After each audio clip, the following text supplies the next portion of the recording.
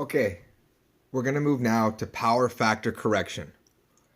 There's a couple basic principles I really want you to understand completely because there's some common mistakes that are made with students in how they correct the amount or the value or the size of the capacitor that's required.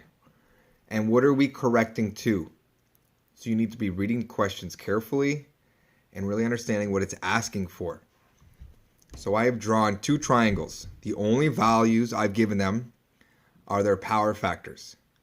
So I have one that's 0.9. 0.9 is relevant because at 0.9 or greater, we will not be penalized by hydro for wasting power. So we always want to be at a minimum of 0.9. The triangle on the left, you can see the angle is much steeper. Power factor is 0.6. So it's just a random load. We don't know what the load is. Load A. So we have load A. Its power factor is poor. It's 0.6. We need to correct load A to 0.9 so we aren't being penalized for a bunch of power that we're wasting. Part of the problem is with a question like this, you're going to draw your first triangle. You're going to calculate a VA. With the VA and your power factor, you can get a total wattage, and then you can get the total VARs for the circuit. What ends up happening is students will recalculate the VA from the power factor, calculate their watts, again, the same way they did the first time, and then their VARs. That'll be incorrect.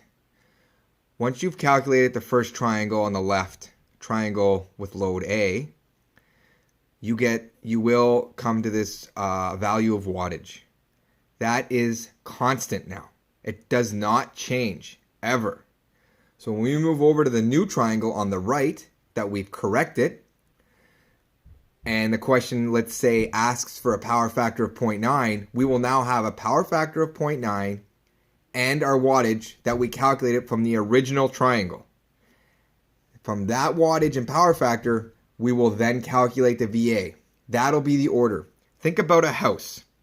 If I have a bungalow and I want to add a second story to that house, my foundation never changed. No matter how high up I go or how many stories I take off that house, whatever I'm doing to the house, as a metaphor or an example, something else that we could physically touch and see, I haven't modified, touched, changed the size of the foundation in any way. Think of the wattage. It's going to be the foundation of your triangle. It will not change once you calculate it the first time with that poor power factor. You move over to your 0.9. That wattage is now, it's the same wattage. And you will now get your values from the wattage and power factor to get your new VA and your new VARs.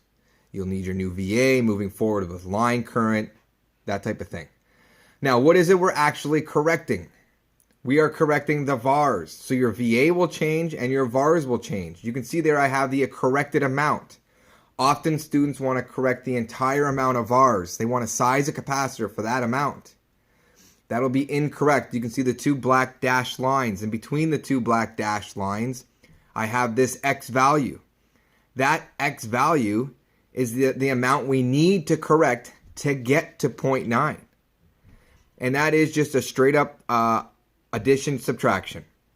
You know, if I had 5,000 VARs on the left, just making up a number, and I need to get to 2,000 VARs on the right, I need a capacitor that's 3,000 VARs. That's the difference between 5,000 and 2,000. How much correction did I need to get to my 2,000? Well, I needed 3,000 VARs to get to the 2,000. Okay?